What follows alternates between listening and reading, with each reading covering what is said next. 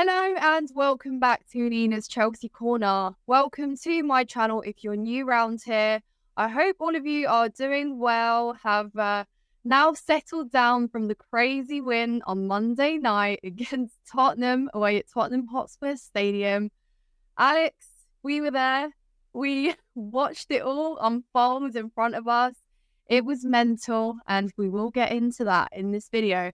But guys, before I start, please do like this video, subscribe to the channel if you haven't done so already. And as you can see on the bench with Nina this week, I have Alex Harris with me, Mr. Chelsea Fan TV himself.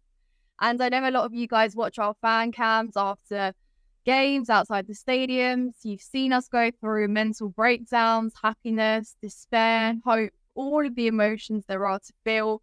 But that's Chelsea Football Club for you. So that's the beauty of it. Alex, how you doing? I'm good, Nina. I'm glad to be on the channel. It's about time. What's taking me so long?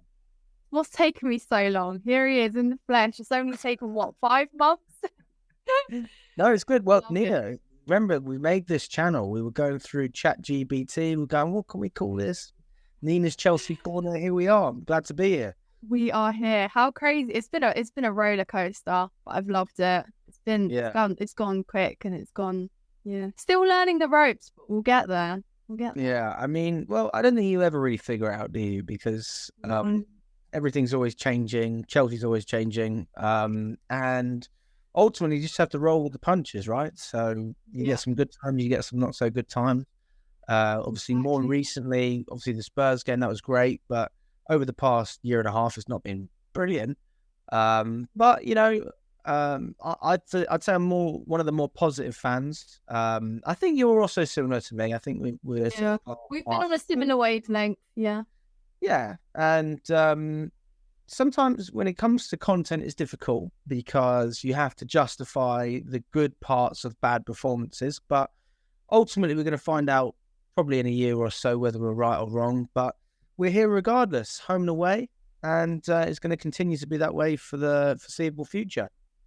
Absolutely. What a great way to kick us off, Alex. I love it. See, this is Mr. Positivity already, but no, you're right, to be honest. I think me and you was sort of, I think Potter in until the very end, sort of last season. I think me and you sort of rode that wave together. And yeah, I mean, I think it was up until like Southampton, maybe even Aston Villa when he got sacked. Yeah, wow, it went a while. Until the Aston Villa game, literally. It was still until the Aston Villa game. Well, there you have it. So I think us out of everyone are here to back Pochettino on this journey, aren't we? You know, whatever happens, it's going to be a rocky ride. I think it's not going to be an easy season. I think we can already see that. But there's been some positive signs, and we're going to talk about them in this video. I mean, I know Tottenham isn't going to be the perfect example, but you can take the Liverpool game, the Arsenal game, obviously that little mini run of winning games where we went, obviously Fulham as well, another positive day. So there has been some positives, but, you know, there's going to be difficult ones. And obviously we'll get on to Man City as well a little later. But Alex, what did you make of the Tottenham game? If you can just summarize it sort of in 1 or 2 sentences, what were your thoughts? Well, it was a crazy game. I don't think you actually realize how crazy it is until it's actually finished. You know, when you actually read what the BBC write about it and what Sky are saying about it, and they say, wow, this is you won't see a game like this the whole season. This could be a contention for game of the season, which is actually mad because 4-1 obviously doesn't come across that way. But I mean, we were poor. We were really bad. And 2 minutes ago, I was just talking about how positive I was.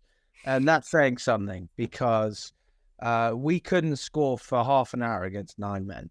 And I'm sorry, there's no justification for it. There's no justification. No, there is. No one even doing a low block. It was a high line against 9 men. And which we said we could play best, yeah. Yeah, and we struggled. If there was a game we needed to perform, and it was this one, so the result obviously helps. And, you know, people are saying, well, why does Pochettino need time, but Postecoglou doesn't? You know, there's different scenarios, isn't there? And what Postecoglou had was a decent team that were playing a wrong system, and they had a player that carried them. You took the player out of the fold, changed the system. everyone rises up. And with us, it's different. You have a team full of winners, and slowly you get rid of those winners and bring in youth and potential, and then you expect to get some results, which is obviously not going to be the case. So I think that the way fans judge Postecoglou and the way fans judge Pochettino you need a bit of context for that. But in terms of the game itself, if I was a Tottenham fan, I'd still be very happy. You know, Tottenham fans seem to be getting absolutely demolished online for saying, that, if this was Ten Hag or Arteta, everyone was saying this is a disaster. This isn't Man United. This isn't Arsenal. This is Tottenham. And Tottenham have standards, and their standards isn't about trophies. It's about the way they play. They played great football. So, again, I take my hat off to Postecoglou, and I think that he is the right manager for the job. And although that the way they played wouldn't be applauded at some clubs, at Tottenham, I think it's a perfectly respectable way of playing. And, you don't want to see fossil football like they saw under Mourinho and Conte. And I think that there's a massive upgrade for them. So, I can see them still having a great season. As for us, hopefully we kick on, do well. But the football wasn't great, was it?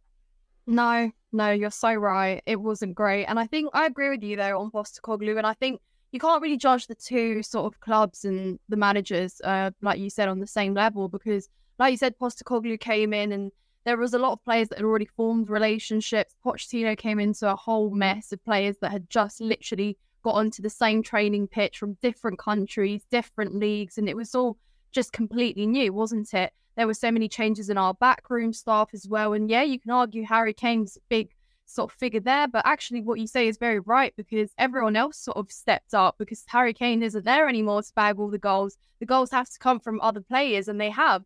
So obviously Maddison, I think, has been a big sort of game player, playmaker as well. So he's definitely just added to them massively. But as well, what I thought on Monday was the fact that I almost kind of admired him for continuing to play that high line, because, at the end of the day, if you're losing, you're losing. What does it matter if you're going to lose by 1 or 2 goals? If you've come this season being unbeaten, putting yourself sort of up there and like challenging for the title, if that's what they've been saying they have been doing, you're going to want to go for it. That's what serious teams do. That's what big clubs do. They go for it. And I think what he is showing to the fans is that he is here to still continue on playing the system no matter how the game goes. And I think that is a brilliant sort of quality to have as a manager.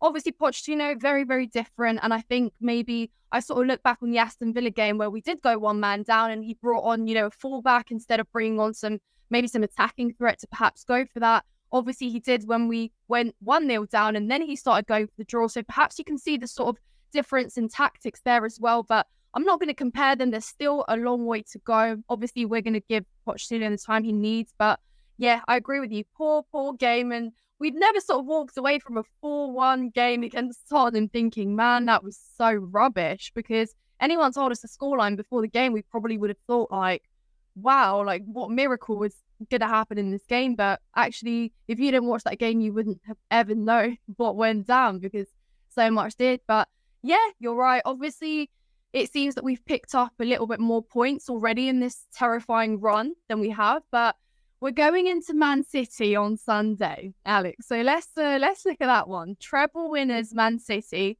top of the league right now, capitalising on Tottenham dropping points. Obviously, they got beaten by Arsenal as well. They got beaten by Wolves as well. So they had a few kind of rocky moments. But Man City, they have beaten us 6 times in a row, I believe, Alex, since the UCL final. Well, yeah, that's right. If I'm not wrong, I don't think we've scored against them either in that whole entire run of those 6 games. So there's a shocking little scary statistic for you. And look, I mean, anything can happen in any game. But I think Man City, we do look in an opponent where you think, yeah, against Arsenal and Tottenham, you can, turn up. You can get something out of those games that we hope. But with Man City, my confidence is probably the lowest out of any club we will face this season. What do you think? Why is it the lowest, Nina? Because, Alex, like I just said, the statistics. I trust statistics in this one. That is what I choose to trust. Statistically, though, Tottenham should have beaten us. So, I mean... Yeah, you're right. But also, history, we've got different history of Tottenham in recent years. True. Tottenham are Tottenham. Exactly. We'll leave it at that. But, I mean, Man City's always been a tough game. even before the run where they beat us 6 times in a row, as you referred to earlier. Champions League, I was there. It wasn't easy. The truth is, in order to be a Guardiola team, you have to just be better than them tactically because they have more quality than us. We're not silly, Exactly. we're not stupid. There's very few teams that can compete with Man City in terms of quality. And if you can match that quality as well, then it's up to the manager, right? And it's what is the manager going to do? Is the manager going to go for it, or is the manager going to sit back and look to hit on the counter or just sit deep like we've seen in the past as well? I hear people talking about this game and saying the only way you can beat Man City is on the counter, and in a lot of respects, I would disagree with that. But at the moment, I think it's probably the best way to go about it. I mean, you look at Stamford Bridge, we've got a smaller pitch than obviously they would have at the Etihad. They're not going to be able to stretch us as much. And the players that performed in the big games, your Gallagher's, I actually think that Sanchez has been quite good in the big games as well. He's made some good saves. I'm relatively comfortable that we can keep them at bay. That it's really, can we finish our chances? And then it goes back to, but Jackson scored a hat-trick against Tottenham. But does that mean anything? Did you watch the game? It wasn't great. There were 3 tap-ins, let's be honest. But he deserves to run. So, people are talking about giving players time. I believe in time. But at the same time, the manager doesn't have time. So, I'm going to give him time. You might give him time as well, Nina. I don't know if you're going to be as patient with Poch as you were with Potter. I certainly will. I'll take it for a fact. For me, you can't sack the man. You cannot sack the man. This is a very similar situation to what I'm seeing at Man United with Ten Hag. You can't sack him. You can't sack him because you'll just go in a downward spiral, and then it's just a constant loop of hiring and firing managers, never really getting the fruition of what you're actually hiring. Because if you have a manager who comes in with a certain philosophy, certain players don't fit in with that, you have to try to change, and then if the manager gets changed anyway, it's obviously not going to work. So look, I'm confident that we can do something, but only if we play the right way. For me, this is a 1-0 win. This isn't going to be a high-scoring game. Looking at a set piece, we're looking at a break from the counter, a mistake from City where we can capitalise and maybe just nick a cheeky goal. But I'm not looking for us to play pretty football. I know Pochettino came in to play a certain philosophy, but for me, he's not as flexible as maybe Thomas Tuchel was, because Tuchel was a very flexible manager, willing to play a variety of styles. Pochettino is similar, but I think slightly less flexible. He needs to change that. He needs to become more flexible, because with Chelsea, we've seen what it is. It's a wave effect. Things are great. Things are rubbish. Oh, we're going to stay with you for 5 years. You're getting fired 2 games later. So let's just try and keep that base. And for Poch, don't make the same mistakes you've made in the season. So, number 1, try and play a left-back as a left-back. So, I think for Correa, you gave him the chance, which I think a lot of other managers maybe wouldn't have done. He performed at right-back against Brighton, did the same thing as a left-back in the other games, and did a great job. So, if it's not broke, don't fix it. If Reece James is fit, I'd play him again. We've got a solid midfield, don't change it. And up front as well, I know there's a bit of a confusion with Raheem Sterling whether he'll get banned or not. I thought he was one of our best players against Spurs. So if I could see him again, that wouldn't be a problem. But having said that again, Mudryk has been brilliant for me. So I wouldn't be opposed to seeing Mudryk in the Chelsea shirt, especially when we have to counter. There's so many different options to this game. So you could really debate anything. But for me, you've got to play a certain way to beat City, especially at home. You've got the crowd on your side. Just get the win. Nobody cares how you do it. Yeah, no, I agree with you. But for me, there's just a more obvious sort of difference here. And it's the fact that City can be prolific. They can be clinical in front of goal. And we still struggle with that big time. And to beat City, you've got to be able to score the goals as well. And when we take into consideration the fact that look, I don't want to take away any of our performances on our goals, but we have to admit that they've been scarce. We haven't been scoring goals. And really, the goals we have scored have, a few of them might have been a little bit lucky, you could argue. We've had some penalties here and there. But when you look at clinical finishes in Premier League football games, there hasn't been many. That's the truth. Maybe Fulham, yes, perhaps Fulham, you could say. Burnley, really good, some really good goals and finishes there. But there aren't too many, and that is my biggest sort of issue. And yes, we can sit back and rely on those counters. That would be great. If defensively we can be solid, I sort of have a lot of faith in our defence. So actually, I think that we can play the way that you have just said. I don't believe that we will get thrashed. That is something I do believe. Even if you take the sort of last few games, apart from the League Cup game where we got thrashed 4-0, if you remember, was that the Carabao or the FA Cup? It was the Carabao, I think.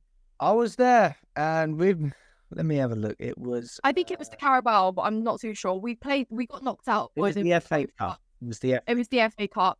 Well, there you go. So we're against City. Yes, they've beaten us, but it's never been in a way we've been absolutely destroyed. Apart from obviously that game, but whatever. That's a different game. So I think it has sort of come down to defending at the top level, and then just being able to score. And I think that will be the biggest thing. If we can score a goal against City, then that'd be brilliant. That would put the game in a very different perspective. I just think we've struggled with that all season. We know that is the top of the to-do list, to learn how to be clinical in front of goal. Just put the ball at the back of the net. It will really solve about 67% of our problems, if not more, this season. And I know that sort of, it almost doesn't really even come down to the manager. You put the players out, you put the quality out, but if they're not finishing in front of goal, there's only so much you can do as a manager on the sidelines, isn't it? Yeah, you could probably sub them off, bring on another attacker, but if they're stuck with sort of the same problem, then nothing really comes out of it. So I believe we can defend, absolutely. For me, the biggest question mark is, can we score against City?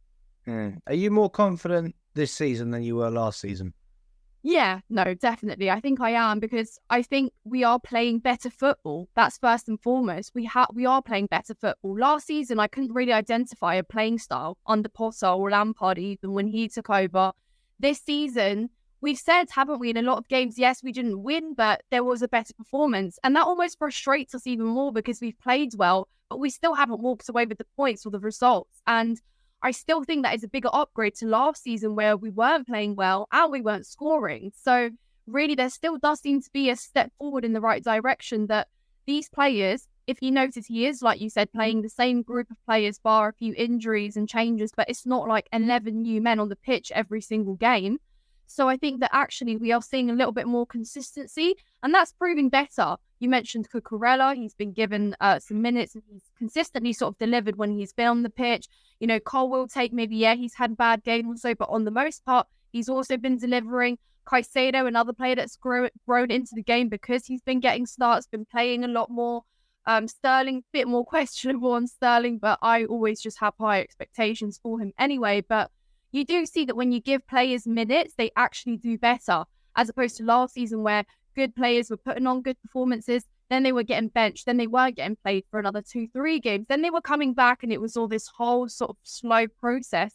So I actually think that having a manager that can put out some tactics and sort of try them out until the very end, until you absolutely do sort of have to make a substitution or something like that, but then start in the next game, like with Jackson, for example. I know that Jackson has been underperforming the last couple of games, but if we're stuck with him till at least January, then we can maybe assess our striker options better then. But we still need to give him at least a run of games to see, as we have, that confidence comes from him scoring some goals. So maybe him sort of getting that hat trick in an ugly way or a pretty way, got a hat trick. Hopefully he takes that in and, has a little bit more confidence going forward, if you know what I mean. I don't know, but...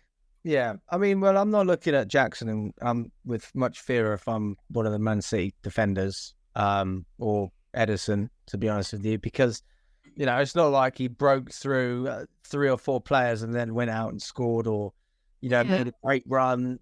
It was a hat trick, but, we'll leave it at that.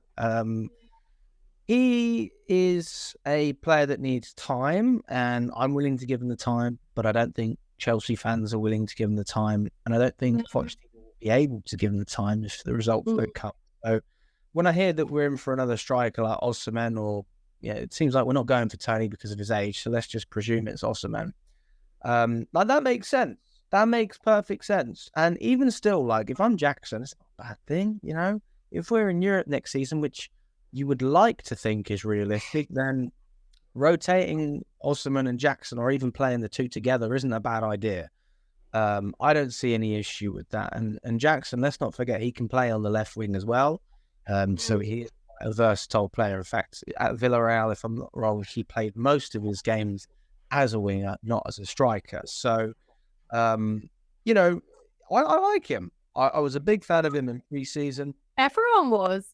Well, he performed well and he set himself a standard, didn't he? So now people are just holding him to that standard. And your sort of, what's the word? Your own success is making life harder for you, right? So you did so well. Now people have an expectation for you to do things like you did in pre-season every single game, which is, you know, pre-season isn't the Premier League. It's different. And, you know, let's not forget, this is only his second or third season in you know, just top tier football. You know, he wasn't even playing professionally a few years ago. Yeah. So cut the guy some slack. You know, one thing we can say is he's an upgrade on Havertz for me. You know, if you're looking at our striker last season, Havertz was the main one. And, you know, one thing he shows, not only is he grabbing goals, scrappy as they may be, the effort is there as well. So if you are criticising his quality and the fact that maybe he's not able to do as much in terms of looking good on the eye, what you can't dispute the effort that he's putting in and the fact that he does want to play for Chelsea, which is exactly what we have last season. So that's even more for me to cut him slack, because if you are going to put in the effort, then you deserve the time, and that means the process is real, because last season was a load of rubbish. You know, what is a process when you've got three managers? What is a process when half of your squad doesn't even want to play? And what does that even mean? So, you know, this is year one for Project Bowley, Project Clear Lake, all of that. This is year one. And anyone that disputes that, like, honestly, just come for me, because it makes no sense whatsoever how you could think that last season contributes to what happened this season. The only thing that contributes is the fact that we were so crap last season. Players like Enzo, Badia, Shiel, all of them that came in January, they don't really know what it means to win at Chelsea. And that's quite frustrating, because, you know, as fans, we know everything about winning because we've done it so much. But a process doesn't take, you know, 6 months. The process takes years. People say, oh, you can't compare us to Liverpool. You can't compare us to Arsenal. Yes, I can. It's just different. We just, instead of making, you know, less changes over 4 years, we're doing it all in 1 year. But that doesn't mean that the process should be any shorter. The players still need to develop. And yeah, that's how I'm looking at it. So look, I'm confident with the squad. I'm confident with the manager. I'm happy with the team, and we're being run a certain way. If you think that this is the previous regime, you're wrong. There's no dispute of that. It's not going to change anytime soon. And, you know, I think if we set out the right way, we'll beat Man City. Even if it's not pretty, Pochettino's done it many times, and I think he can do it again. Very nice. I'm glad you're positive, Alex. I feel you pretty much sort of summarised my thoughts as well. And yeah, I think I just refuse to get too negative this early on in the season, particularly because of what happened last season as well. And it was just such a sort of drag, and it weighed down so much on us. I refuse, because I do see some positive signs. So until I'm given a reason not to, and that's very far down the line for me personally, I'm going to hang on to these positives and just take it game by game, see what happens. Obviously, Man City is going to be the last game before international break, so it means let's go full fire. Man City was supporting us on Monday. They're going to look to destroy us on Sunday. Obviously, that's Premier League football for you, but yeah. Shall we round this out with a little score prediction, Alex? Okay, 1-0. 1-0. Just like I said. 1-0 Chelsea. If we set out the right way, then, you know, Pochettino's got a good track record against Guardiola. So, you know, whether that's Spurs or Chelsea, I mean, I'd give Chelsea more of a chance, if I'm being honest with you, with a winning club. So, and also you have such a great record against us, 6 wins in a row. It's got to change at some point. So I think now's the time. You think seventh time lucky? That's it. 7's a lucky number, isn't it, Nina? Absolutely. You know what? You've actually influenced me with a lot of positivity here. I'm going to copy your prediction just to put it out there, because I would have gone 1-0 City. But let's do 1-0 Chelsea, because it's time that, you know, we end things on a brighter note before going away into international break, which is going to be another drag until we return. But Man City have some tough games coming up of their own, so they're going to want to go for this one, absolutely, to obviously sort of extend their lead at the top if they're looking to obviously hang around. They're only a point in front of Spurs at the minute, so they're going to want to pull their weight further up. But yeah, Alex, it's been a great little positive chat. And guys in the comments, I think I hope at least that you are feeling a little bit more positive as well going into Man City. And yeah, we'll give them a game. Whatever happens, happens. At least it's at Stamford Bridge. At least we get to be home for this one. But yeah. But guys, I'm going to link Alex's socials down in the description. Obviously, head over to Chelsea Fan TV, of course, to check out all our great content on there. Plenty coming up, obviously, build up to a huge game. And yes, thank you so much for watching. Subscribe to Nina's Chelsea Corner. Give this video a thumbs up. And of course, let me know your thoughts down below. Alex, thank you so much for joining me. Thank you, Nina.